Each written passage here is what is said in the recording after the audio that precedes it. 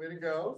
Well, welcome to Ask the Experts, the Tri-City Regional Chamber of Commerce's series to help business leaders grow their companies with practical advice and answers that you can implement right away. Special welcome to those watching remotely on Zoom as well. You're a valuable part of our audience today. And hello watching on the recording on YouTube sometime in the future. My name is Paul Casey. I'm the Executive Director of Leadership Tri-Cities, and I'm a privilege to be your facilitator and one of your speakers today.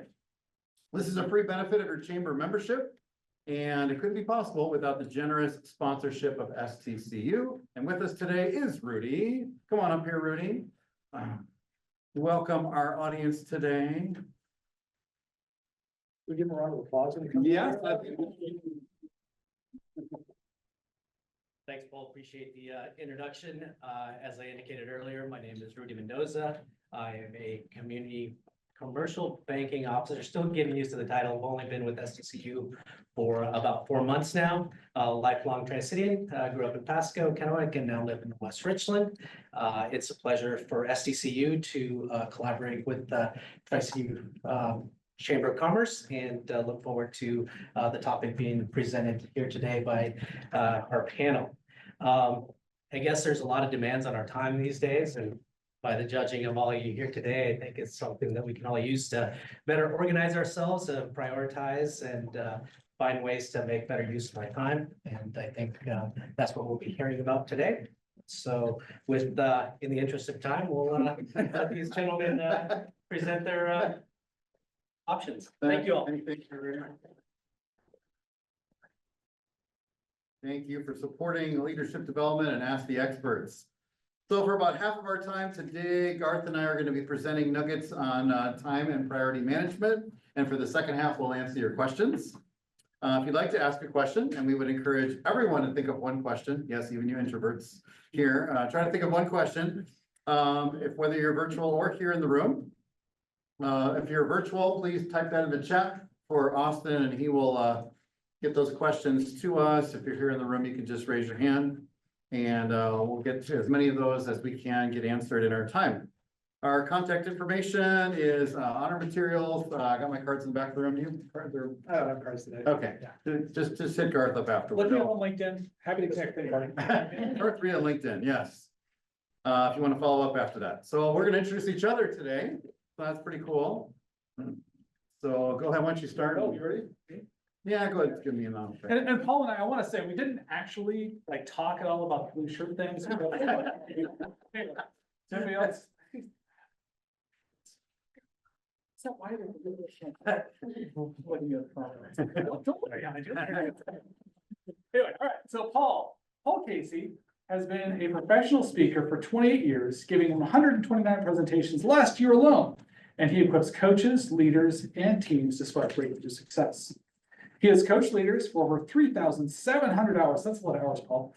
And is an ACC certified coach with the International Coaching Federation, as well as a master trainer and a member of the National Speakers Association. He was honored as Entrepreneur of the Year in the Tri-Cities in 2021. Through his company, Growing Forward Services, Paul has partnered with his corporate and individual clients to transform their vision, their habits, and their lives. He carries out his mission by contributing daily inspirational growth messages on local radio. What station are you on? 870. 870. All right, there we go. Writing for the Tri-Cities Journal of Business, social media posts, 5 books. 5. I got some catching up to do with you. All right, and his Growing Forward newsletter. Also, he has inspired thousands of individuals and leaders to grow forward through his soft skills seminars, team building, offsite retreats, group and executive coaching, and as a keynote speaker. Paul is also a part-time executive director for Leadership Tri-Cities. Go Leadership Tri-Cities on class 16, facilitating the success of 2 dozen leaders per year to become a positive catalyst that impacts their companies and communities. Paul is married to lovely Laura, has 2 young adult children named after state capitals. Austin and Cheyenne. There we go. Owns a Los Oso puppy named Gizmo and has lived in the Tri-Cities for over 25 years. For fun, he enjoys golfing and hiking and orange slices all at the same time. That's awesome. And he reads over 40 books per year. Paul Casey. And over here is Garth Reed. He's passionate about how people work with over 20 years of diverse experience in the federal government. Garth has worn many hats from managing operations and engineering projects to awarding multi-billion-dollar contracts, and most importantly, leading training and facilitating efforts. One thing that has remained constant throughout his career is his focus on how people, teams, and organizations function, and how improving those functions can lead to greater success and satisfaction. Currently serving as the Training and Development Program Manager at the U.S. Department of Energy, Garth oversees leadership and training programs for more than 300 employees. He has a unique ability to design engaging leadership programs and facilitate meaningful workshops that truly make a difference. Garth has lived in West Richland, since 2009 and has called Washington State home for his entire life.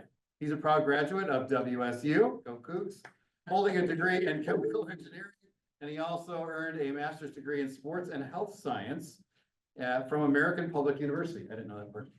Garth is a certified master trainer through the Association for Talent Development and a certified facilitator for several renowned programs, including Crucial Conversations for Mastering Dialogue, Getting Things Done, which we'll hear about today, and The Power of Habit. Garth is married with 2 kids, 1 very energetic dog. He's a runner, exercise enthusiast, and an avid reader, devouring over 179 books since the start of 2021. He's deeply passionate about helping people learn, grow, and thrive, both in and outside of the workplace. Let's welcome Garth Reed. Yes, I know 179 is a very, very specific number. I don't know why, like, it must have been the pandemic or something, because in 2021, in January, I'm like, I'm gonna start writing down all the books that I actually finished. And so I did, and I have. And I'm still keeping a list for no particular reason. It's in a notebook that's in my drawer next to my bed. I have no idea why I'm actually keeping this, except maybe to provide fun facts about things like this. Anyway, so today Paul and I are going to talk about time management. And I like what Rudy said when he was giving his sponsor talk about time and the fact that it's about using time more, using time wisely, using time better. Because getting things done and time management isn't actually about doing more or doing things faster. It's about doing the right things, which I'm sure all of you want to do in life and in business, because all of us only have so many days, weeks, months, and years of our work lives and our regular lives. So it'd be great if we can focus on the things we really want to. You ever feel like this on a given day? Like it's just the constant fire hose coming at you, like there's no end to the task and the stuff that's happening to you. Or maybe like this, you know, you're just buried under this pile of paper. This could be virtual also, by the way. Who in here has gotten over 10 emails today? Hands in the air, 10 emails. I figured that was probably the case. How about 50? 100? Anybody over 100? Oh. Are you the only hand? Okay, estimate it for me, how many emails do you think you have today? Oh, today, probably about 73. 73, yeah, still get lots and lots of electronic paper, which we don't even think about. And also, I don't know if any Post-it fans in here, Post-it fans, do you have Post-its for your Post-its? Yeah, absolutely, yeah, Post-its for your Post-its, I love it, absolutely, yes, Post-its for your Post-its. Yes. So we're gonna do this in 2 parts today. I am a facilitator for the Getting Things Done methodology, which is based on the book called Getting Things Done by David Allen. And we're gonna talk about a few of the things that you can do out of the Getting Things Done methodology. And then halfway through, I'm gonna switch it over to Paul to finish things up for us. So what is Getting Things Done? Getting Things Done is a methodology that allows you to focus on the right things. And there are 5 steps in the Getting Things Done methodology, and those are capture, clarify, organize, reflect and engage, and renew through review. We don't have time for all of these today. If you are interested in learning more about the full thing, the full course, Getting Things Done, like I said, hit me up on LinkedIn, send me a message, and I'll be glad to talk to you and your organization about the Getting Things Done stuff. Before I go on, has anybody read the book, Getting Things Done? You read that? Yeah. Okay. It's not my to-do list. Yes. We'll talk about this in a minute, thank you. All right, perfect. Get around to it. Yeah, so one of the things that's key about getting things done is it's about behaviors. So we love tools. I am trying to do as much as I possibly can on my phone. This is no longer a weapon of mass distraction for me. This is one of the biggest tools that I like to use now because I have this stuff with me. It's easy to use. It's there all the time. It's in my pocket. But getting things done is about how do I establish those behaviors and the habits and then have tools to support those so that I continue to focus on all of that stuff. So let's jump into capture. So the first step in reducing the stress of all the stuff is actually capturing all of the stuff that you have to do. And we are generally pretty good at capturing the stuff that is coming to us externally. How many of you have thoughts on a run, in the shower, somewhere that you don't have a place to write those down? Anybody? Everybody? Everybody absolutely has those things, all of that stuff. And that is behavior that we're gonna talk about right now to help you establish that behavior and then talk about a tool that you can use to capture all of that stuff. But before we do that, I want you to do something for me. I got a timer on my phone that's set up for 2 minutes. I want you to use your piece of paper in front of you, a phone with notes, whatever you want. Don't start yet. We'll wait for the timer here. And I want you to write down all of the stuff that you have in your head that you think you need to do. All right, everybody ready to go? Here we go. This goes for you, Pete, on Zoom too. Hopefully you got something. Don't start yet. All right, 3, 2, 1, go.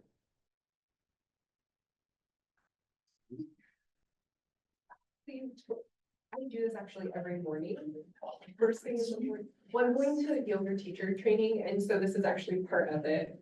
We have so many thoughts per second, so. Yeah. I already did it even when I was sitting down. That's awesome. Yes. You just meditate then. You know, right? Thank you, very smart.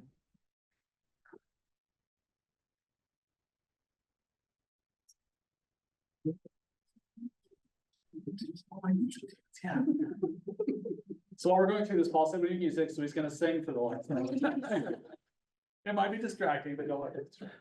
Don't worry. I'm happy.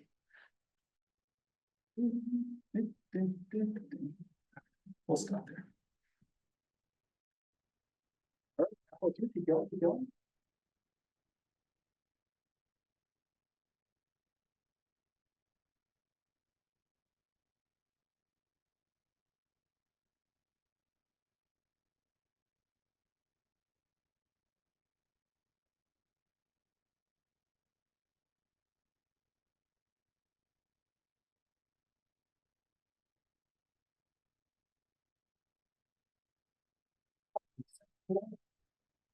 See people writing still, I love it, love it.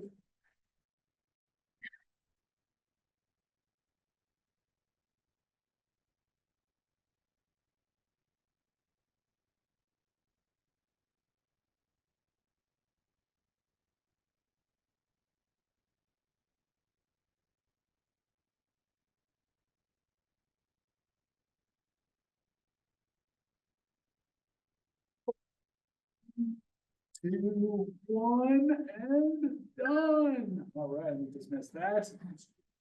All right, so looking at your list, was there more or less there than you expected? More, anybody less? Less, all right, more or less? Awesome, anybody on Zoom chatting over there about more or less? No, All right, not yet. no worries. Yeah, so a lot of times it's more than we thought it is. And what you just did is what's called a mind sweep. And this is a habit you should get into every single day, at least once a day, is just get all of that stuff out of your head into a place that you want to capture it. Phones are a fantastic place. Every phone's got a notes app or some semblance of that. You can just title your mind sweep and put all of that stuff onto your mind sweep list. Now, the reason it's important to do this is because all of us have physical collection places. I guarantee you, all of you have one digital and one physical collection place. You know what those are? Anybody? Give me a thought. What do you think is the digital collection place that every single one of us in this room has? At least one, probably more than one, maybe like 5. Electronic, like your email inbox. Your email inbox is absolutely a collection tool that you get from everybody. You also have a mailbox. I'm guessing most of you have a mailbox. If you have a physical address, maybe at home and at work. And so you already have those. But the key habit to get into getting things done is really talking about is that mind sleep, taking all that stuff that's in your head that we're really bad at, putting that down on paper. The point of all of this is our brains are fantastic at coming up with new ideas and being creative. They are subpar to terrible at remembering things. Remember I asked that about, you have a thought when you're in the shower, out on a run, doing whatever else, and you're like, I should really remember that. How often do you actually remember that when you get back? No, not at all. Yeah, absolutely. You don't remember those things at all. And so getting that stuff out of your head whenever you can is a key to time management. That's the first step. The second piece of this is collecting all of that stuff. So a lot of us have a lot of places. We have sticky notes, we have phones, we have multiple email inboxes, we have a mailbox, we have a kitchen counter, we have a table, we may have a kid's room or a kid's backpack. And pretty soon you've got a ton of different places where you capture things. Well, the problem is, if you have all those different places, how do you know you actually have everything captured? And so it's important to direct all of your stuff to a few chosen capture tools. For instance, I like to use email. I like to use a specific place with students or counter, but we have a physical place where all the mail, all the stuff goes, all the kids' permission slips, all that stuff goes there. And then I have a work one, a work email, and I have stuff in my office, same place. So I have about 4 total inboxes, and I put all that stuff in there. So like, if I get, let's say I have a receipt for travel, take a picture of that, email that to your inbox. Now you know you have captured that, and then we'll get to what you do with that here. So here's just an example of all the different inboxes, the capture tools that people can have.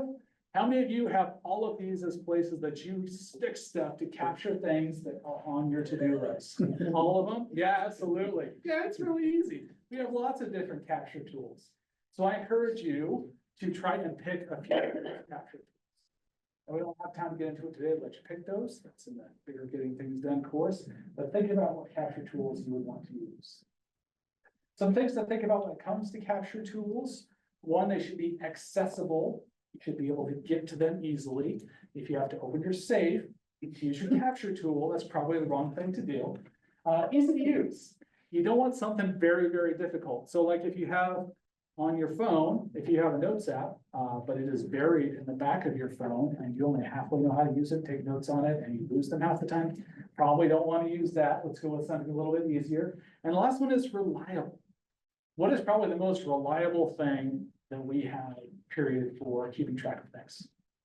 It's right out there. Calendar, maybe a written, like a paper and a pencil. I know that's old school. I know I'm talking about my phone, but being reliable, those super reliable things that you know are not going to fail. Most of the times we're safe with our phones, unless we get the update that changes everything. We have no idea what to do with it. Other than that, it's pretty reliable. So easy, accessible, easy to use, and reliable. When you're looking for capture tools, go ahead and focus on those things. I know I'm going through this quickly. They only gave me 22 minutes, so I'm kind of zipping through a lot of this stuff. All right, so now that you have all of that stuff, you have a giant pile of stuff. You got a lot of stuff on your list there. That's fantastic.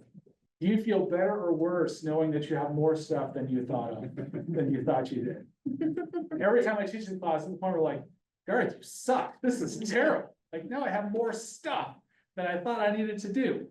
So how do we get over that pile phenomenon? How do we move on to actually getting this stuff done? The next step is to clarify, to actually figure out what you need to do with all of that stuff. And there is a clarified decision model. This is the model I handed out to all of you. I encourage you to keep this with you. Take a picture of it if you want on your phone for PDF. I can send you a digital copy if you would like as well. So when you're thinking about those actions, we're going to walk through the clarified decision model here. Excuse me. Suddenly have a tickle in my throat.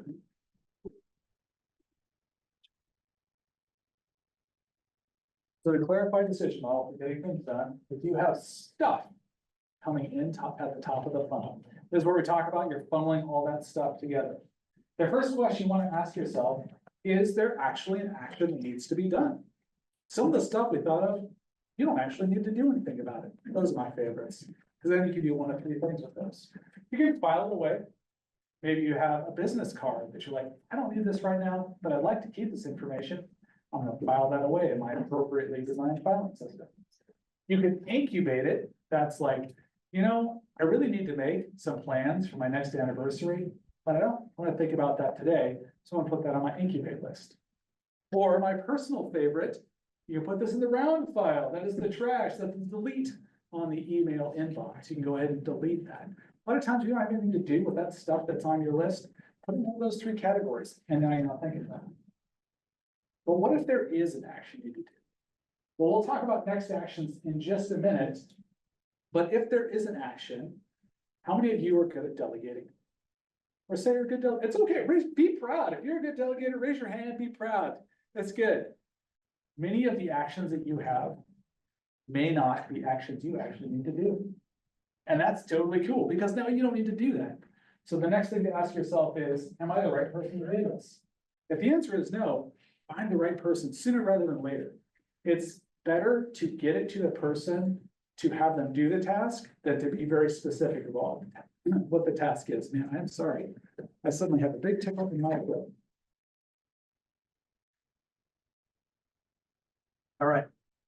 So yes, so am I the right person to do this? Delegate it or not? If you're still the right person to do this, then we get down to the last step.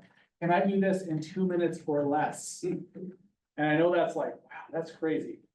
There's a lot of stuff you can do in less than 2 minutes. If it's a quick email response, if it's looking up something in the internet pretty quickly, having something in the chat GPT to have them go do the search for you, that can take less than 2 minutes. I like to use the AI tools. So if you use this clarified decision model, that will take away that difficulty of all that stuff that you have to do. If, however, you have a next action and that next action is yours, it's really hard if we don't know what actually to do with that thing, because we'll sit there and stare at it over and over again. Like if, for instance, you wrote on your list, organize office Christmas party, or maybe let's just say office Christmas party. You just wrote that on your list. That's cool. I'm glad you have one. I mean, that's awesome. But what do you actually need to do about your office Christmas party there? What is the next actual action to move that towards closure? When you come to an action or think about what do you actually need to do, action verbs are action words. So think about using verbs and actually clarifying what it is that needs to be done. Maybe you need to email a person to ask them about the date for the Christmas party. Maybe you need to fill something out, pick something up. Maybe you just need to talk to somebody about a specific thing. So I encourage you to use the action verbs to come up with your next actions. Because the more time we spend looking at an action and not actually coming up with what we want to do about that, the harder and harder it is. How many of you look at an email and leave it in your inbox? And then you look at your email and leave it in your inbox again. And then again, and then again, and then again, and over, and it gets harder and harder to do. Yeah, I was doing that just today. Like, it was literally a 2-minute action. I must have looked at that thing 10 times before I actually did something about it. And it was just eating away at my brain. Like, come on, man, just do it. Just do the thing. So the point is, come up with actually what the next action is, and then you can go do that action. Even that action is something that's you're not going to do it for a while. You know what it is, you know what you need to do, so you can make informed decisions about what you want to do. Okay, I think we're doing good on time still. So the last thing we're going to talk about today is once you've captured everything, once you've clarified your next actions, you know what you need to do. The last thing is to actually organize all of that stuff to make it easier for you to find all the actions and to make informed decisions about what you want to do with these actions. I heard calendars earlier. Who in here likes their calendar the way it is right now? Yes, be proud if you do. That's cool. That's awesome. What is it that you like about your calendar? Somebody give it to me. Shout it out. Reminds me I have stuff to do. Stuff to do. Color coordinated. Color coordinated. Yeah. Anything else? Oh, what other things? Reminders, alerts, Reminders, alerts. Yes, absolutely. How many of you get, go ahead. where to be, when and why. Yeah, where to be, when and why. Yes, absolutely. How many of you get to have double or triple bookings on your calendar? It's okay, I do too, it happens, we try our best not to, it's okay, it happens to everybody. So calendars are supposed to be this wonderful tool. Like in the age we live in, calendars should be your best friend. They can give you reminders, and shared calendars are even better. They can help all of us coordinate when we want to meet, where we want to meet, why we're gonna meet about things. They're awesome. Unfortunately, they become a big source of frustration. I was happy to see a lot of people in here love their calendar, and that's great. I encourage you to keep that up. So in terms of getting things done, we try to only put 3 things on our calendars. The first thing is time-specific action. So if you're talking about your actions that you needed to do, and you have a meeting, it's a very specific thing, like an Ask the Expert sessions at the Tri-City Regional Chamber of Commerce on Tuesday, September 17th, from 3 to 4:30. That's a great thing to put on your calendar, whether you're coming virtually or coming in person.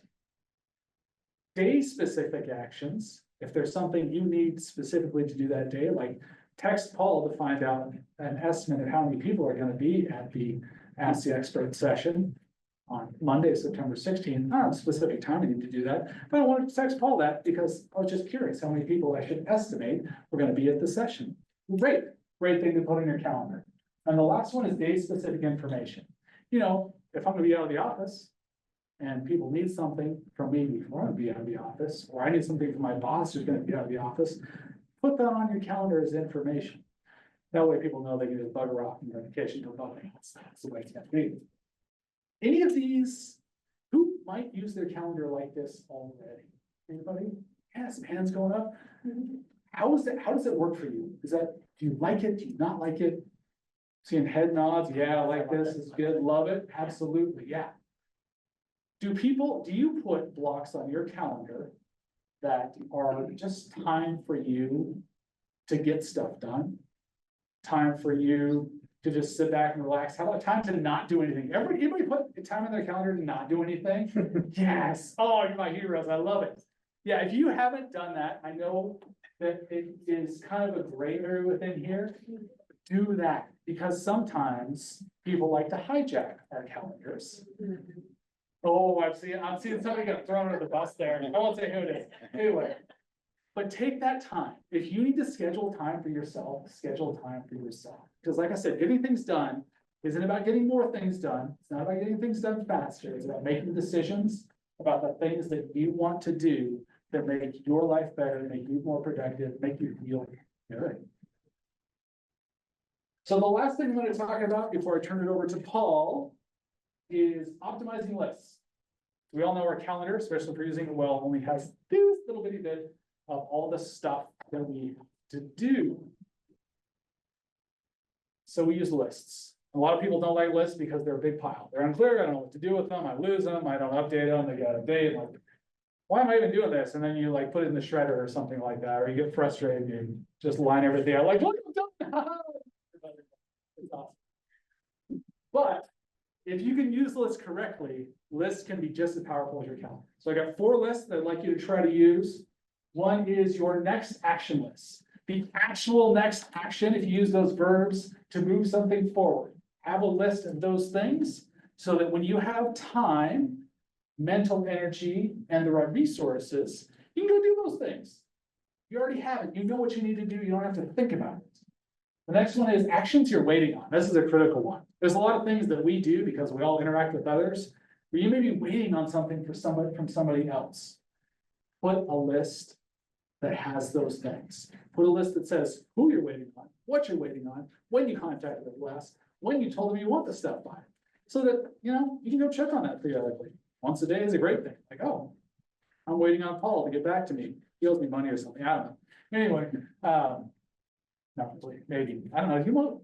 I don't know if he does money. Anyway, so actions you're waiting on. Items you want to incubate. You may not think about this, but if you take those items that you don't want to do anything about right now, and you say, I'm going to put this on a list for later, now you don't have to worry about forgetting those things. Now you can say, hey, that vacation I want to plan for next year, I have the ideas for that. I know what I need to do next. I need to go research information about Barbados. Awesome. I love it. I want to come with you. Let me know. But then you can come back to that later. You don't have to think about that. You don't have to worry that you're gonna lose that. Probably not gonna lose that. It's just an example. And the last one is projects. So if you have big projects you're working on that have multiple actions, you should keep a list of those separately, because then you can go back and review all the projects you're working on, see where you are with relations to next actions. Full getting things done, we talk about how projects interrelate to next actions and how you kind of move those around, but that's for another time. So the point of all of this is if you can capture everything, if you can clarify that stuff so you know what you need to do, what you have others do, and if you can keep that organized into specific lists, into specific things on your calendar, then you can relieve your mind of all that stress of having to remember, having to decide, and actually do the things that you really want to focus on. However, all of this stuff is just activity. And in order to be productive, there's some additional things that you should really think about. And with that, I'll turn over to Paul. Thanks, Art. Thank you. I took this picture at Petco in Richland. Ever feel like that sometimes? And I put a quote on there that activity does not necessarily mean productivity. What does that mean to you? Busy work versus what needs to get done. Right, right. You can get all the way to the end of the day and go, I was moving the whole day, but I didn't bring anything to the finish line. Like I feel like I didn't get anything actually crossed off. You get endorphins when you cross something off a list. That's why we like our lists, right? It's like, we cross it off. It feels so good. Some of us put things on our list after we do it, just so we can cross it off. Anybody on that one? Yes, we'll do a group hug later. Yes, but another meaning of this is that success doesn't come from movement. It comes from focus. Success doesn't come from movement. It comes from focus.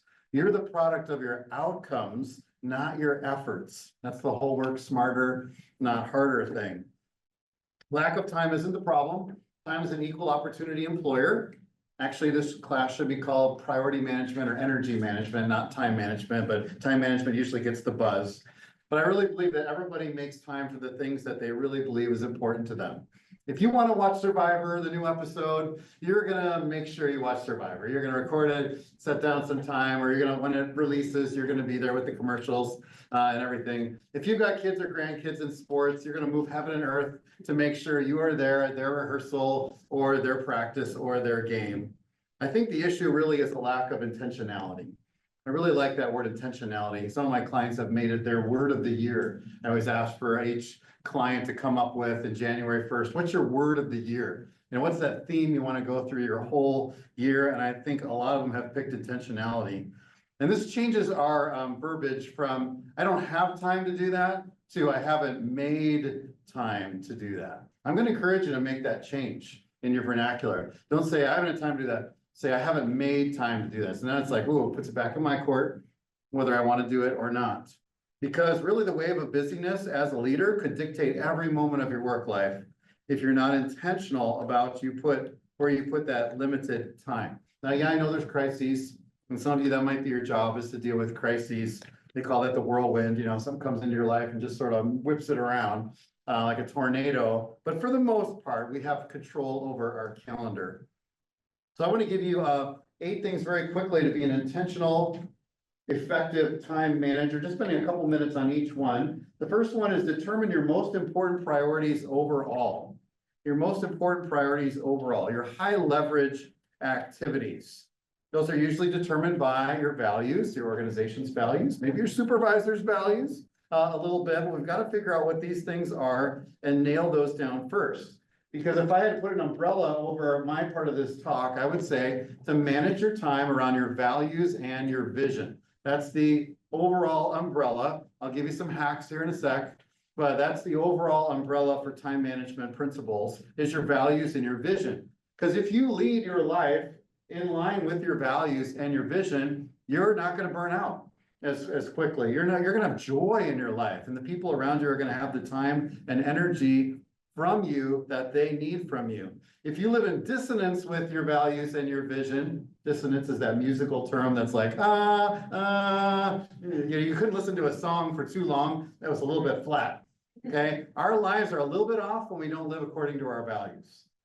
Right, you're like, family, that's one of my values, yeah. And then we get home, we pop open our laptop, we ignore our family and go right back to work, right? You know, you're just a little bit off when you do that, because family is super important to you, but right now you're living off from that. And so we have to make sure that values and vision go to the top. So doing a values exercise is always great. I can always send you one of those sheets. You can Google them for lists of values and get it down to like 10 and then 5 and then 3 and say, are these reflected in my calendar?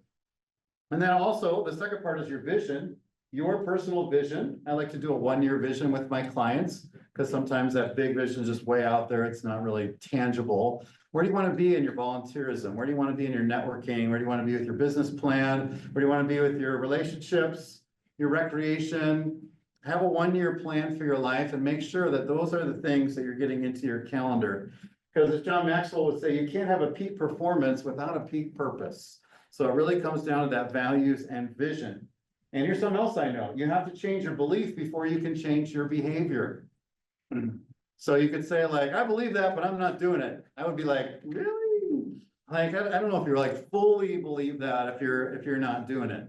For instance, one of the time management principles is for every minute you plan, you save 10 minutes on the back end. Okay, so you could say either I believe that or I don't. If you don't believe it, you're gonna blow that off and listen for my next tip. If you believe that, you're gonna like, you're right, I gotta plan more. I do believe that, I just gotta get that planning block into my calendar. Another thing you could do is you could have a piece of paper and put it into 4 columns. And I call it priority ranking, and you would put your top tasks. I'll just pull up an example of a paper here where you've got your tasks on one side, and then you've got urgent and important columns. And you give each task a scale of 1 to 10 of how urgent or important that task is. So it could be manage email. How urgent is it? A 4. How important is it? 5. And you multiply those two together and you get 20. So that task has a 20. Then you go to the next one, right? Performance evaluation for Jenny. How urgent is that? I got to get it done by the end of the month. I'm going to give it a 6. How important is it? Well, it's a 9. You know, I really got to give her feedback. So that's a 54. So I'm already starting to rank in my brain as I decide what do I need to work on first based on the totals over here. And then I re-rank it. And the ones that come to the top are the ones I work on first. Would you do that every day? That'd be a little bit time consuming, right? I would say you start doing that in your head after you do it a couple times, but that's a tool that you can use. You might have also seen the quadrant tool. They call it the Eisenhower matrix, you know, or quadrant 1 is urgent and important, and then quadrant 2 is not urgent, but it's important. Quadrant 3 is not urgent for you, or not important for you, you know, but it's urgent for somebody else, and quadrant 4 is not urgent and not important. And, you know, we actually spend too much time in 3 and 4, right? We're doing other people's stuff and we're wasting time. And we need to be in quadrant 2, which is not urgent, but it's super important. If we don't do it, nobody's going to run into us and go, you professionally developed today, right? We don't. Why didn't you write a thank you note? You know, I mean, those things, nobody is telling us to do it today, but when we do it, it's really good. And if we don't do it, it starts moving over to quadrant 1 pretty soon. So that's another thing that you could do, some tools for deciding what you're going to work on first. You got to get the big rocks into your calendar first. Stephen Covey made that famous many years ago, to put the big rocks in your calendar first, and then all the other ticky-tack tasks go around it. What happens when we don't put the big rocks in our calendar first? You don't have room. There's no more room for that. What'd you say? no space. There's no space for it, right? And then we move it to the next day and we feel like, oh, I procrastinated again. Oh, I procrastinated again. We just keep moving those big rocks along until we decide we're gonna put those first place in our calendars today. And some of us love to check off the less important things because it feels good, it's easy, convenient, you know, less than 2 minutes, right? But we're gonna do those. But I would encourage you to get those big rocks done first. Okay, let's pick up speed here with number 2. First hack for you is before you leave each day, look ahead at your schedule for tomorrow and make sure you know your top 3 priorities for tomorrow. I would say in all the time management stuff I've read, this really comes out as one of the top tips of time management is called the daily preview. I think it's in good getting things done too, isn't it? Yeah. where you look ahead at tomorrow. And then you shut the light off on today and you're done. It gives you peace of mind, knowing I know I have a plan for tomorrow. It gives you peace of mind when you get to work to know, like, I have a plan for today. And I don't fritter away at, where do I start today? And oh, that looks easy. I want to start with that today, or go down the email rabbit hole, you know, where you start losing hours pretty quickly. No, you've got your plan, and your brain works on problems while you sleep. So the last thing you think about, if it's your day tomorrow, you might be in the shower and come up with a great idea. The shower is the only place we get, you know, undisturbed time. I think nowadays they're coming up with whiteboards for the shower. I'm like, stop it. Like, let us have one place, you know, where it can just be us. So I think it's just crazy, right? Because if you have more than 3 priorities, I really think you don't have any priorities. Because then everything's a priority, right? And we've already shown through that little priority ranking sheet that not everything is the same. Unless you put a 10-10 by everything, and then it doesn't work. So if you can only get 3 things done tomorrow, what would they be? Get those down and scope it out so you have peace of mind. Some people go old school, put it on a 3x5 card or a Post-it. Some people put it as their welcome screen on their phone, and the other things that Garth said are just possible that you just have to bump into them. What are my 3 top priorities? Some companies have a stand-up meeting at the beginning of a day where they all arrive and they all discuss what their top 3 are and then say, ready, break, and off they go into their day. Later in the day, anybody could come up and say, Garth, you got your 3 done? And he's like, I didn't start them yet. Well, you still got time, buddy, you know? You got 4 more hours, you can do it, right? It's a loose accountability to actually say out loud what your priorities are. But that one's a pretty big one. And otherwise, your to-do list looks like this, like your preschooler got it with a Sharpie. I'd also say to put in some margin or cushion time. And margin is the cushion time between your priorities. As Garth said, it's that time where you block out that doesn't have anything in it. And one speaker says, don't let your colors touch, color coder person over there. Don't let your colors touch in your calendar, meaning like, don't go back to back to back with meetings. You got to give yourself some break, or you're going to be late to that meeting, or you have to leave this one early, or you just don't have any defrag time to go into that next meeting. So margin allows you to absorb the unexpected as you go through your day, because you weren't expecting that email or your boss coming in saying, I need this by close of business today. And now you're like, shoot, now I'm in trouble. Like I don't have any margin in my day. So at the end of the day, you're really either preparing or you're repairing. Okay, you're preparing for tomorrow, or you're repairing and just going, I just got it through the day. You know, I just barely made it. Okay, number 3 is to get your priorities done near the beginning of your day. Get your priorities done during the beginning of your day. A lot of people, when they've done research, says prime time is between 10 and 12 a.m. That may not be you. You might be even like crack of dawn person. Some of you might be afternoon people. But what I've found is afternoons become runaway trains. I like that quote. Afternoons become runaway trains, right? Like in Outlook, you can go like, no, I don't want to do that. I don't want to do that now. You sort of drag it down, you know, into the afternoon. And then that's when you get that, Mom, can you pick me up at school? I'm sick. And yes, honey, I'll be right there. And you realize I'm out of time now to get my priorities done yet again. So we can't push everything back into the afternoon. I think we all have to face the fact that we're procrastinators. All of us are. I've written a book on time management. I'm a procrastinator too. We all are procrastinators at some level. The playing field is level on this. And so we have to remember the principle of eat that frog. It was by Mark Twain. He made it famous, and then Brian Tracy made it even more famous, where if you had to eat a raw frog today, which would be disgusting, why not eat it in the morning instead of delaying and dreading eating the raw frog all day long?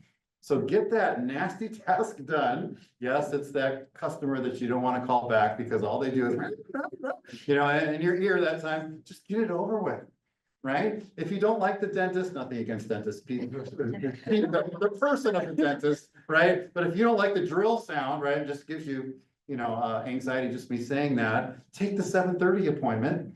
West Richland Family Dental has 7 o'clock appointments. And don't take the 5:30 one. Because now you're gonna think I gotta go to the dentist all day. I gotta go to the dentist today. I gotta go to the dentist today. It ruins your day, right? We gotta get it done in the morning. Here's a little funny thing, I heard it's true, is that in Wyoming, Colorado, when a storm comes over the Rocky Mountains, cows run away from the storm, like, "Rrr," they just keep running away from that way. Buffalo put their head into the storm and just tough it out and go right into the storm, so it only lasts a little bit. So if you get nothing from my talk today, be more buffalo than cow. But that's the principle, right? It's just like, we gotta get this sucker done at the beginning of the day. Make an outline, put something on paper, pull out the phone number that you have to call the person on, start the performance review writing. You gotta just get it started. So what I'm saying is the first hour and the last hour of the day are sacred. The last hour is for planning tomorrow. The first hour is to eat the frog and get going on it. Number 4, make appointments with yourself. Make appointments with yourself. This is the concept of time blocking, which I heard some of you do already, which is great. It's making your tasks into appointments with yourself into your calendar. This is maximizing the calendar to the nth degree, right? I time block everything. I time block my exercise time, my reading time, my date nights with my wife, filing. It's only 30 minutes a week, but I do put that, I block it for that as well. I just time block everything. And I pretend like I'm having an appointment with somebody else. And I'm never gonna stand somebody up in a coffee shop on purpose, right? I would lose friends that way. I would lose clients that way, right? But why do we stand ourselves up so often and say we're gonna do something and then don't do it? So if we actually treat it like an appointment with ourselves, and then when 9 o'clock comes, and I said, I'm gonna start the performance review at 9 o'clock, I'm gonna do it. I'm gonna honor that as if it were an appointment with myself. So I'd encourage you to try this. Just do it with one thing. Just time block one thing tomorrow and say, I'm gonna block it and I'm gonna do it at that time. The harder it is for you to stay on your priorities, the more I would say try this step, because it is really a game changer for me. I literally don't use a to-do list. I literally go into my calendar, find the next available slot, and plug in the task. Now, it's very flexible and I can bump it and I can move it around, but I don't even use a to-do list anymore. I just use the calendar to the nth degree. Okay, number 5 is go with your biorhythms. How many of you are, so there's morning people, afternoon people, night owls. How many of you are morning people? Raise your hand. Morning people, like, let's go in the morning right away, okay? Any night owls here in the room? Like, you get an extra win, midnight to 2. Yeah, you find a way to stretch your day, which probably doesn't help you at work. And then any afternoon people, like, good 1 o'clock meeting. Hey, well, there's more than, I'm usually the only one that has their hand up on that one. Any never people, you're never on your game. Nope. Just kidding. Okay. So that's asking yourself, when am I the most productive? Right? When is my energy level at the highest? You need to put your creative tasks there. You need to put your critical thinking tasks there. Otherwise, it's going to take twice as long to get it done. You're going to get it done twice as fast to put it in your sweet spot. Where actually you're feeling the best, going to feel like doubling your output. So you could track that if you wanted to and see, where do I feel as my day goes along. There's a book called The Power of When. The Power of When quiz.com will tell you which animal you are based on your chronotype or your sleep schedule. The Power of When quiz.com. So you're either a bear or a dolphin or a lion or a wolf. Okay, so the lions are like, let's go right in the morning, and then you peter out and you're crashing into bed at 7:30. Okay, then you got the bears, they're pretty much happy-go-lucky, you just go through the regular work day. That's pretty much your cycle. Dolphins really never have a sweet spot. You're like on and off and on and off, all over the place from ADD. And then the wolves are the night owls. They hate mornings, like, oh, because they work all night and they play video games at night, and they wake up and it's like, oh, I gotta be at work at 8. So it's a pretty fun thing, but you can track your biorhythms. Number 6, do one thing at a time. I know this sounds like a duh, but we are squirrels sometimes. Some of you might have a little ADHD. Okay, it's a real thing. I'm married to one, and so we talk about squirrel all the time. Shiny things. So we chase those all over the place. Most people fail because of broken focus. They're failing because of broken focus. So focus is usually the thing that we need to work on. We have to complete one task before moving on to another. If you chase two rabbits, you're gonna catch neither one, is the old ancient proverb. You know you have trouble with this if on your laptop or your computer right now, you've got tabs open all across the top. Anybody? Tabs going all the way across? Yeah. After a while, it actually goes vertical. Did you know that?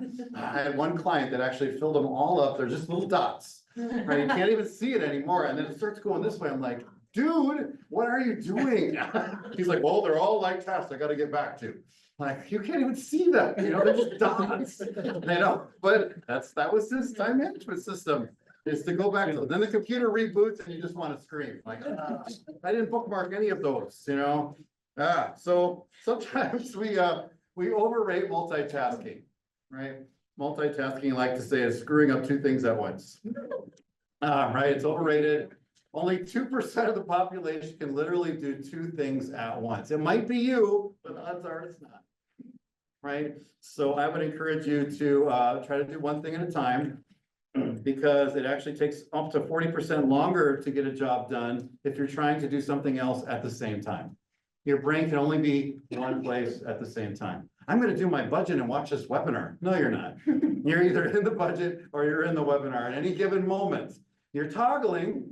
Okay, way to go, but you're missing about half of it, you know, as you go through that. So we compromise quality when we divert our attention. We compromise quality when we divert our attention. You ever done an email? I think we've all done this. You know, you send it, you hit send, and then it comes back, attachment, question mark, and you're like,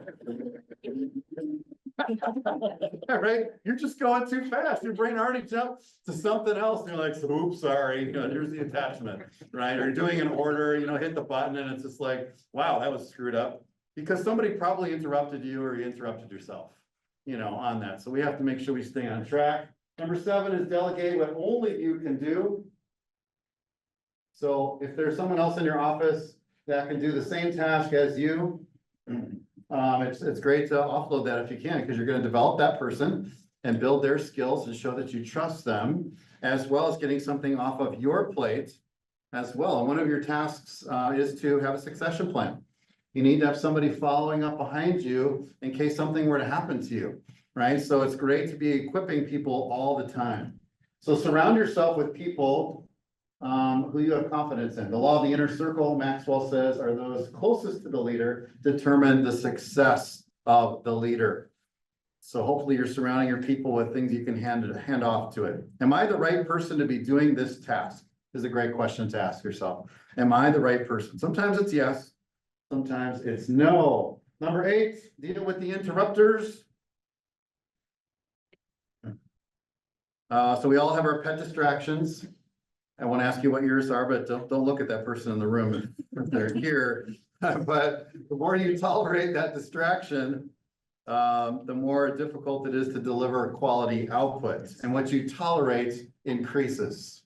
Whatever you tolerate increases. So if you allow people to interrupt you, I want an open door policy, Paul. I know you do, but sometimes you got to close the door for a period of time to get something done, and then you open it wide again and say, now I have an open door policy again. But I'm going to encourage you to do that, because sometimes we have to focus, because people will make a lot of errors right after an interruption. They will. And your brain, it actually takes you up to, like they say, 11 to 20 minutes to get your brain back in the same place before the interruption. So if you're interrupted like 20 times a day times 12, that's a lot of math there. That's a lot of interruptions for you to get back to where it was. It's actually got a name now. It's called resumption lag, which is getting you resume the thought that you had before you were interrupted. If you want tips on this, I'm happy to give it to you on email and people and technology, but I'll leave this quote here, Carl Sandburg: time is the most valuable coin in your life. You and you alone will determine how that coin will be spent. Be careful that you do not let other people spend it for you. I know you want a great internal customer service, but this is also a time management seminar. So we have to have boundaries, right? Some people are not self-aware. They will just gobble up your time always. So we need strategies for all of these things: email, paperwork, people. The best illustration I had of this was if you had a stack of $20 bills on your desk and someone came in and said, took one and started walking away, you'd be like, whoa, those are my 20s, put that back.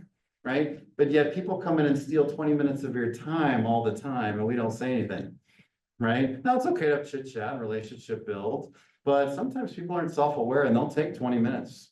And we don't say a thing, right? We don't use some exit strategies, which I'll be happy to share during the Q&A if you want me to share those with you. Okay, those are those.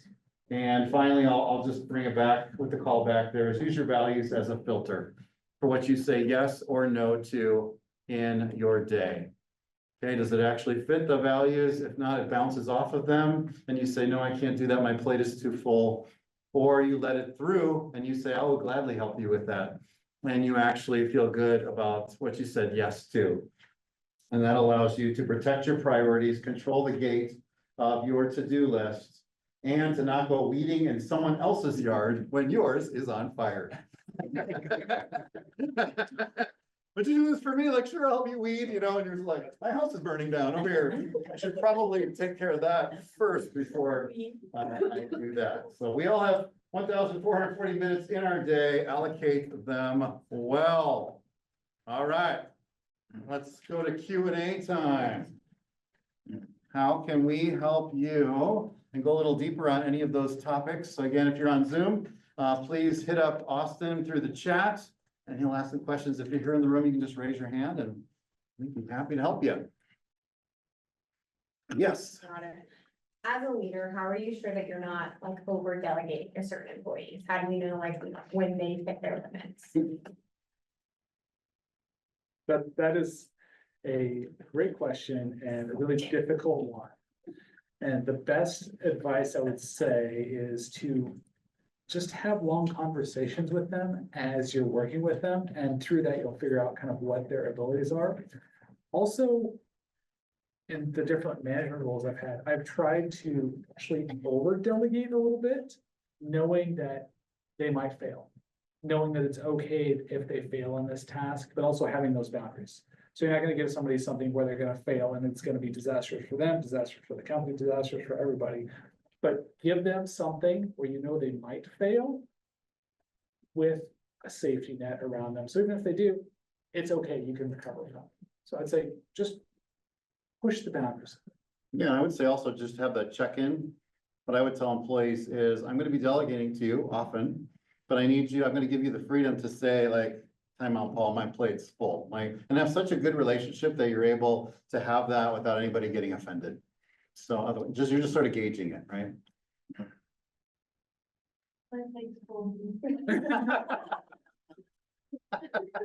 You do have coffee afterward. Do when you're in a fast track. Our jobs, at least what we do, is very demanding and it can change every 30 seconds. There's something happening, a call comes, somebody's calling, needing help, assistance. And you have in our apps and our systems, they're counting how fast you're picking up calls, how fast you're moving, how quickly you're moving things along. And you might get a call and you're busy doing something, you have to get to the hospital, you've got to get over to a doctor's office, and everything that you have going for the day completely is out the window. And so I find myself, I love what I get to do, but I find myself in the evenings spending, you hit the nail on the head, spending my time while my husband's watching a program and right? I got a nice little pad set up and he's happy, he sees me next to him, but I'm really not shutting down at all. There's, when we call that me time, and I keep a little pad by my bed because at any time it can go off. So I'm keeping little notes by my bed, like you're talking shower time, so that when I get up, I'm not gonna forget it so I can sleep. And then when I get up, I'm prioritizing those. And I definitely do give myself 30 minutes every morning just for planning. But again, when I get in, that plan can just, right? It blows up. So when you're in a position that is just very fast paced like that, any suggestions?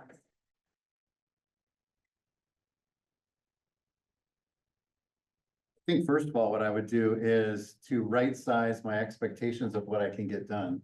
Do you ever feel like you've put too much on your plate because of all these interruptions. And then you just can't get to it all unless you work late at night, to get it. I would say yes, I wear my heart on my sleeve. I am very pathetic. I care about every person that I encounter. Mhm. And I would say it's hard for me to say no, Mhm. but I also know sometimes I don't say no, I'm gonna fail at everything, because if you can't do it well, I shouldn't be doing it. Right, right. But it kind of falls in the cracks. So, it's hard, it's very hard, but it's also very rewarding Mhm. at the same time. Yes. So I'm trying to look at ways that I can get that me time or the family structure time, like you're saying, going, I have a little grandson, he plays baseball, and you're 100% right. You can bet 8 o'clock in the morning on Saturday I was there. But while I'm there, I'm watching a play and he's saying, Grandma, did you see me? I'm like, I saw you. Oh, How do yeah. how do I pull that back so that I make sure that I am in the present Mhm. and not being ran by? Yeah. Help. For your job, can you just not do those things? Like. I just don't. really could. But it would reflect. So I think that's always the trade-off is, we make these pro and con decisions about what we want to put our energy on based on the reality, but then also the expectations we have for ourselves and what we think might happen out of there. So maybe try experimenting Okay? every now and then and just see if what happens matches reality. In a space where you're willing to, Right. to whatever the consequences are, you can handle those consequences. Like if it's the 8 o'clock baseball game, maybe don't take your phone for one of the games and see what happens out of that. As long as whatever the consequences are would be truly detrimental, something you couldn't recover from. And just see what happens, see if it's a disaster.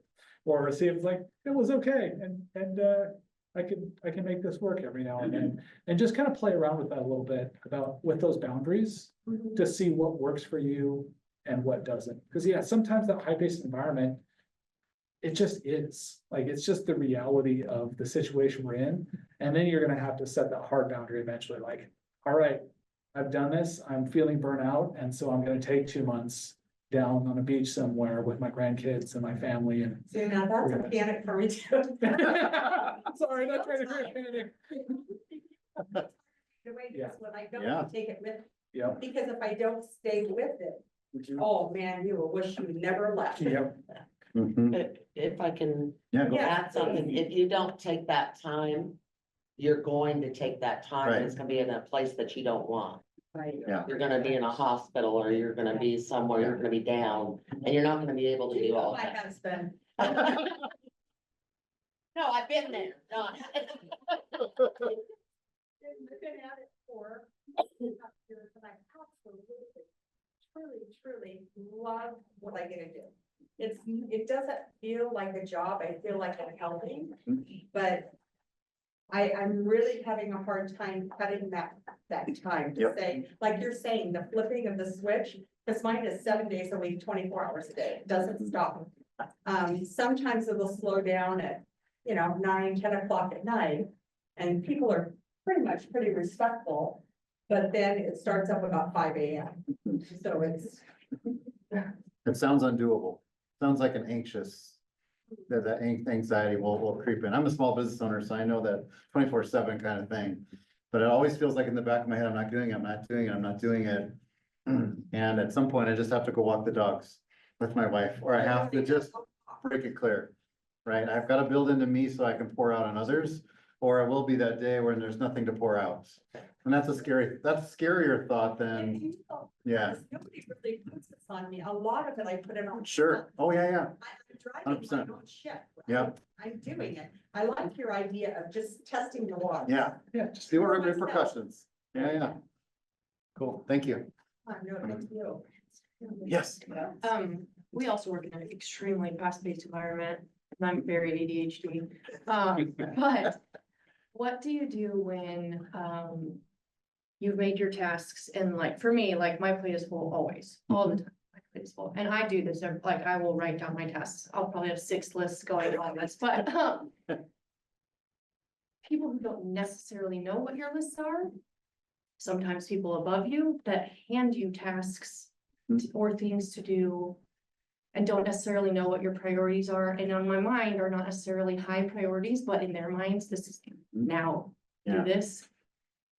How do you manage something like that when your plate is already full, but somebody's handing you something that's like, this needs to be done by end of day, and you're like, oh my gosh. I didn't done it." Is it your boss, or supervisor, Sometimes. usually up? Cause with that person, I would say like, all right, here's what I've got.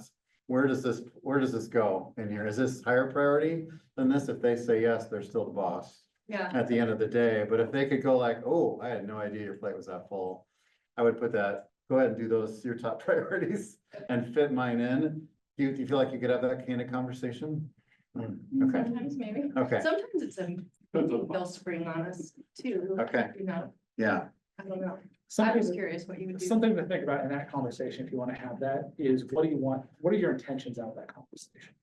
Like, what do you want to, obviously want to maintain a relationship, but you also want to communicate what you're feeling, you know, what, this is what's happening. I'm getting all these tasks day after day after day, and my plate's completely full. And it's leading me to believe that that you don't really know what all the stuff is that I'm doing. And then you say, can you help me understand? How do you see it? So you're giving them, these are the facts that I have. This is the story that I'm creating, because they may have additional facts or may tell themselves a different story, and then leave it open for them to give you some information, so they give their information in there as well. And then also along with that, if you're getting tasks that aren't from your boss, give them to your boss. Like seriously, there's a few things that only a supervisor can do. And that's one of them, is the supervisor is supposed to be the filter for their employees. And so if you're getting stuff from outside sources and it's overloading you, that should go to your boss, because they're the ones who are supposed to be setting those priorities. They're the boss, so they're supposed to be able to set that. So I would just say, hey, can you go to my supervisor? And if it becomes a real problem, then yeah, then everything should go through your supervisor, because they're the ones that should be filtering that. and sometimes leaders ask, how can I help you? I don't know if yours does. A good leader should say that, and you could probably say, would it be possible if you give me a little bit more lead time on stuff? And just ask, right? Would it be possible? It's a very respectful thing to say. I have one more thought that I just thought of. So this past year, I transitioned from a small team where it was actually just me for a while to a larger team, and we were having this problem of we have all these different tasks coming in, we're all working these different things, we have shared responsibilities. And so we use Teams. I don't use Microsoft a lot, so we have Microsoft Teams. And so we just have a shared Teams workspace with all of our incoming tasks, and we try to use the getting reset methodology for loading the tasks and capturing all those things. And it literally is this is our list of all the stuff, and all of us can see it, our boss can see it, all the stuff we have going on. So everybody can see this is the one big list with all the stuff, and it can be a really big list. Love that transparency, yeah, that's cool. Listening to all these things, there's a lot of complexities that go with it. It can be very, very difficult to tackle, even just like 8 things that come over. So I guess maybe just a simple way of looking at it. What is the one task that we were speaking about today that would be the most valuable for us to do if we had to just do one thing and become very successful at it? Because I believe that being successful at something will yield more positive feelings towards it, which will be more replicatable. Yeah. So we want to be able to do that. But one skill that we do that where we could yield the most success at getting better at it in the course of mastering our time management. Why don't you give one and I'll give one. All right, I was thinking that too. I like it. Yeah. Clarify. Absolutely clarify. If you can get good at clarifying what it is that needs to be done, that above everything else you do will yield huge results. Because we get into this bad mindset of, I don't know what to do with this. And so it just sits there and it just eats away at our brain, eats away at our time, eats away at the ability for our brain to be creative. But if you can be really, really good at clarifying exactly what needs to be done with that thing that's on your list, that will be huge in moving forward. And I'm gonna share, it's the time block one. Is to make sure that your priorities are going in time blocks to protect. And you protect those, you obey your calendar and you put those in those time blocks and you do it and obey your calendar in the block. And that's what I would say. Yes, just. So do you have recommendations on time blocking for checking emails? Cause it's the emails that always are distracting me from projects and the time blocking that I have.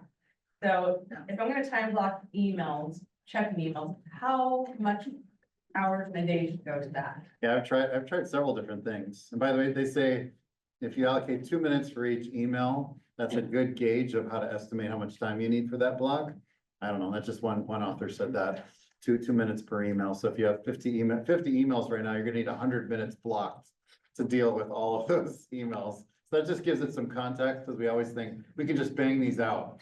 But they require some thoughts, you know, and some people don't keep their emails to 5 sentences or less, which is a tip I was gonna give you today, right? If you want your emails read, keep them to 5 sentences or less, and do bottom line up front. Get to the point quickly, right? But other people don't honor us that way, and so we go, oh, I don't wanna read that, and we push that one aside. But to your point, like I had one mortgage guy who only checked emails at the top of every hour that he didn't have an appointment for 10 minutes. So at 12 o'clock, at 1 o'clock, at 2 o'clock, and then he ignored it for 50 minutes. Because he was a squirrel, right? And so he knew he was gonna block it. I don't know what he did to block the notifications from coming in, but he didn't even look at it. So that's one method. You could just do the block, morning, a midday, and a 2 hours before the end of the day block. And put in 30 to 45 minutes. I've tried all those things. Anybody else do anything with blocking for email? Or you have a certain time each day that you dedicate a chunk for email? What do you Yeah, do? I do first thing in the morning, you and I need to have a personal conversation. Because I've been in the hospital because of work, and we live very similar lives, but what I've had to learn, even through your coaching, is time management and boundaries and being firm within them. I don't answer any texts or phone calls, and I will remind people gently if they're new to my team. That's great. Go ahead and email it if it's not urgent, if it's by phone. But I find I'm most productive in the morning. So first thing in the morning, all those emails that filtered in from the afternoon that I didn't get to take care of, I take care of first thing fresh right then there. If there's a response that they need, I usually still can do it within the first 4 hours of the day. And that frees up my time for other things. And so I do find it helpful to kind of block certain days and certain times. Also, if you do something for a little bit and it doesn't work out, it's okay. You reconfigure it and reassess and track your results. So it's not like set in stone. If it doesn't work, it doesn't mean you failed. Right, because some people will give the counter to that and say, I will not check email for 90 minutes first thing in the morning, because I don't want to go down the rabbit hole. I want to eat my frogs first. But I have a ton of leaders who want to get to it before the other barrage of emails come in, before all the other people hit the ground, right? So you're right, Ashley, I think you just got to play with it and see. We're giving you some principles, but you got to do what works for you. Did you have one there? Yeah, so go ahead. No, I was just thinking, it took me 2.5 years. Like, it's not like it happened in like 2 weeks. Right. Yeah, I constantly play around and experiment with different things, but I actually use the negative space method. So like Paul, try to get all of those major things done. Like I'll know I need to do these 3 things today. These are super important. So I'll focus on those. And then as I have open space on my calendar and I feel mentally like I want to go try to tackle those different things in my email inbox, then I'll dive in there, because then I'm not worried about all of that other stuff that I should be doing instead of checking my email. Then I can go like, all right, cool. I got an hour here in the afternoon. I'm gonna go work through these different ones. And a lot of times those will lead to other tasks that I have to do. And so you save those and you figure out what your plan is for your project, your action on top of that. But that way, it helps me to focus in on what that inbox stuff is. I've also found that the longer I wait on responding to something, the more likely it is that somebody else will solve the problem themselves, or somebody else will be able to dive in there. And so I'm not telling you to like completely ignore things. But a lot of times when people send emails, they get urgency that may not be as urgent as it needs to be, because they just need to think about it and then they'll figure it out. Yeah, only you determine the urgency of Yeah, something, exactly. technically. Yeah. I mean, you really do. That's funny. You say that, because I used to do to-do lists, which I need to get back to. I had these to-do lists, and a lot of times you put that stuff down, and by the afternoon, what you thought was urgent becomes not so urgent. Yep. Mhm. And do I even need to keep it Yeah, to move forward? right. And I would, it makes you really stop and think, that why was I losing sleep over that? Right. I work with some leaders who have like 5,000 emails, Mhm. 10,000 Me emails too, in the box. And I've encouraged them to just delete them all and start over. No Email one's- bankruptcy. No one's actually taken me up on that yet, but somebody will someday. Somebody will take it. Yeah, I had a client say it, 7,000. My goal, Paul, by the end of March is 5,000. Just Like, delete them all. this, Just start over. what's the point? If it's really urgent, people will get back to you. I guarantee it. Email hoarder. Yeah. On that, the emails, one thing that's, because we're in outside sales, and so we're in the field, where Yeah. you have people that are emailing, and it's like we stop and we're not, we gotta get prepared for the meeting, et cetera, but.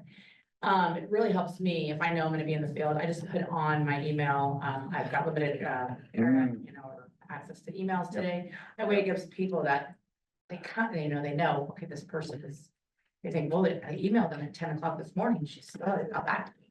But if they see that, then they can go to the next person or something. That's really helped me, because I go to check emails while I'm trying to grab something to eat, and I'm like, oh my gosh, I gotta get back to these people. No, I don't. I've already set the You expectation. set the expectation. I love how you said that. Set the expectation. Want to follow up with what she just said. I even put auto replies on my phone. So if I'm in a meeting or if I'm unavailable, even though I'm at work, I'll set an auto reply to my phone, say I'm not available right now. I'll call you back as soon as I am available. And even the times that I'm on call and I'm supposed to be available 24/7, I'll put an auto reply on there that says, I am on call. If this is an emergency, please call me and don't text. Or if they call me and I don't answer, I'll listen to that message right away because I am on call. Just letting people know that my time is valuable. And if this can wait till the next business day, send me an email. So good. Set the expectation. So I'm gonna take a different approach and just put my tail between the legs here. So here's how my day went. I had my box of time in my calendar. I knew what I needed to focus on. I knew what my top 3 priorities were. Everything you guys just talked about. I was ready to go. Tackle my day. Good attitude and everything. So this is what happened. Walking down the hall, I remember I need to check on that. I so and so got it handled, got feeling great. One more thing to do, done, but it wasn't what I was supposed to be doing. Then I'm now going back to my desk to go find that one missing little link so that it can be done. And the account and the customer taken care of off my mind, right?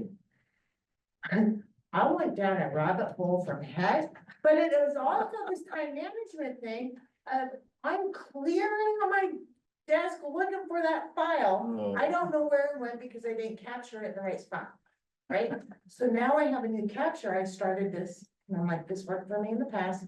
Go back to my capturing of my files and my papers, right?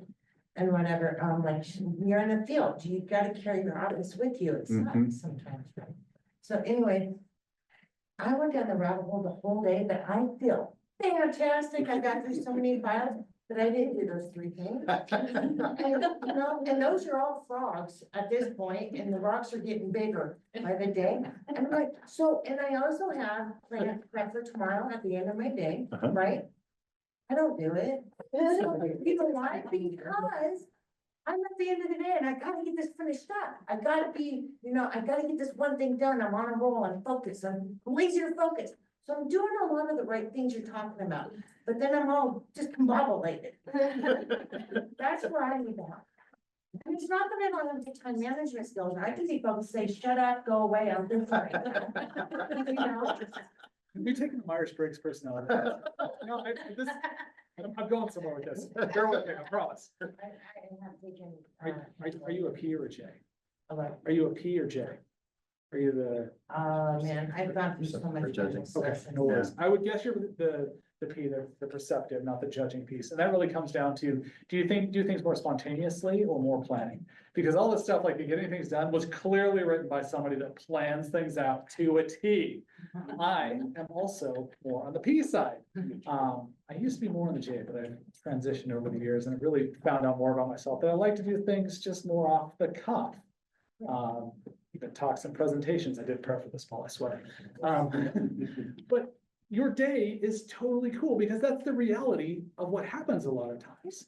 So even though we think we know what needs to be done, that may not be what actually needs to be done.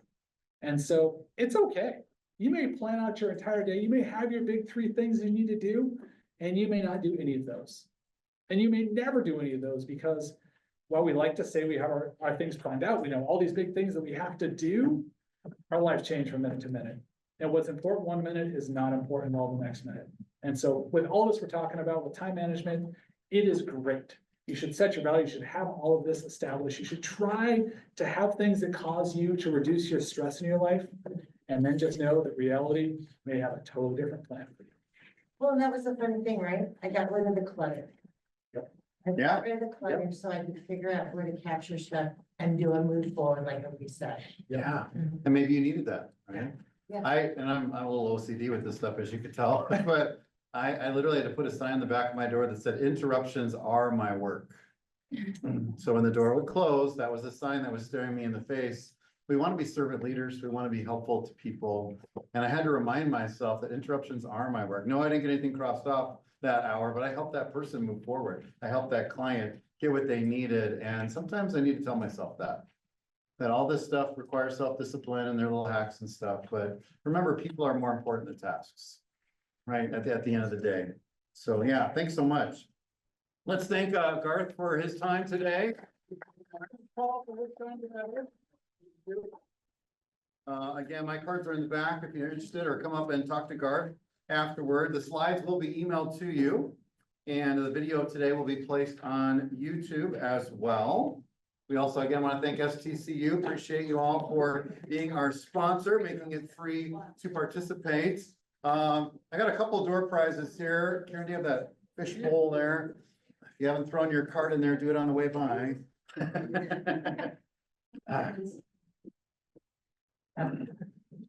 You wanted Thank you very much. All right. I have for you a little exercise towel and a book that I have written. We'll start with Kellen. All right, here we go. We go there. All right, number 2. Trisha. Those cards listed right next to each other in the fish bowl. Cool. Dig a little deeper. Let's see, that's a David. All right, there you go, sir. And one more is Sammy. All right, a little catch here. Okay, absolutely, absolutely. All right, would you please do us a favor and fill out the evaluation form? If you're on Zoom, you see the QR code on the screen here. We'd love to get your feedback so we can keep making these extremely valuable to you, so you'll attend again and bring your business colleagues with you. You can just leave them face down on your table on the way out. Our next one is October 15th. It's always the 3rd Tuesday of the month from 3 to 4:30. This one is how to fund, grow, and sell your business. Okay, so we'll have some financial gurus in the room as our experts, and we hope to see you then.